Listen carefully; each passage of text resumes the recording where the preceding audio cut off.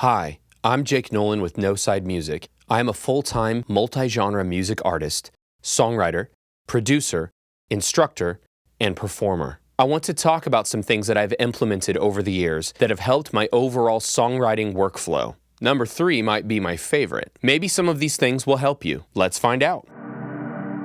I use Google Documents and Apple's Notes app for everything. Actual song ideas, what I call my lyric dump, for all my music projects. Ideas linked to my songs, video content ideas, notes about instrumentation, overall feel, things like that. You get the idea. Número 2. I try to consolidate any random papers or notes that I've scribbled lyrics on throughout the years. I will always write in a spiral notebook or on a notepad because that's actually really good for your brain to actually write things instead of just always voice dictating or using other tech. It is a very inspired thing to just take actual pen to paper. If you don't use actual pen and paper to songwrite at all, you're missing out. So I use those things, but they have to be backed up because if you spill coffee on them or if your cat eats them or something like that, they're gone forever. What you can actually do, and I don't think this is exclusively an Apple thing. Yes, I'm an Apple guy.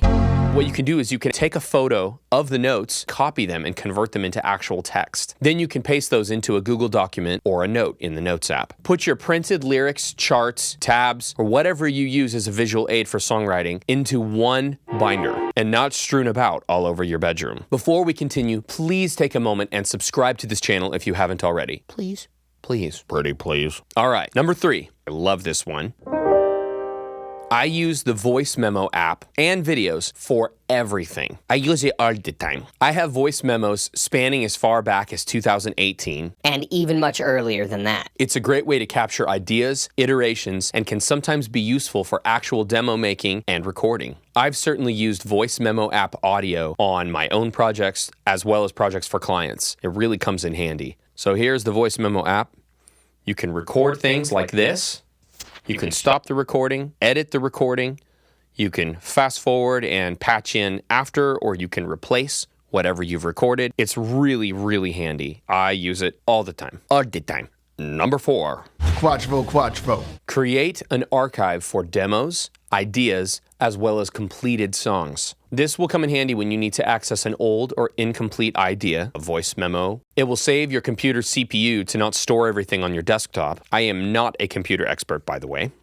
Is this thing on? It's also smart to have copies of photos, videos, awards, certifications, and other important documents related to yourself as a songwriter. ASCAP or BMI cards, as well as other important documents that you don't want to lose. Some external drives that I've used are Lacey brand. Dropbox backup is great. I know people have great luck with Backblaze. I think it's called Backblaze, as well as good old-fashioned CD-ROM. What are some other ways you like to back up your work? Let us know in the comments.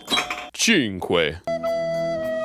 Put in more intentional practice time. Sounds insulting, but it's true. Whether it's singing, playing your instrument, or songwriting in general, you need to keep that muscle strong. It will help you get better quicker, and that will positively impact all of the things that I have mentioned in this video in an organic way. Get organized and structured.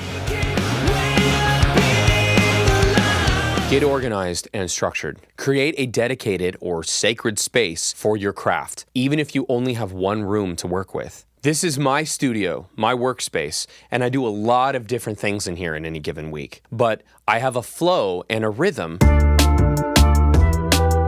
to my workspace, and I know where everything is. No one knows this room like I do.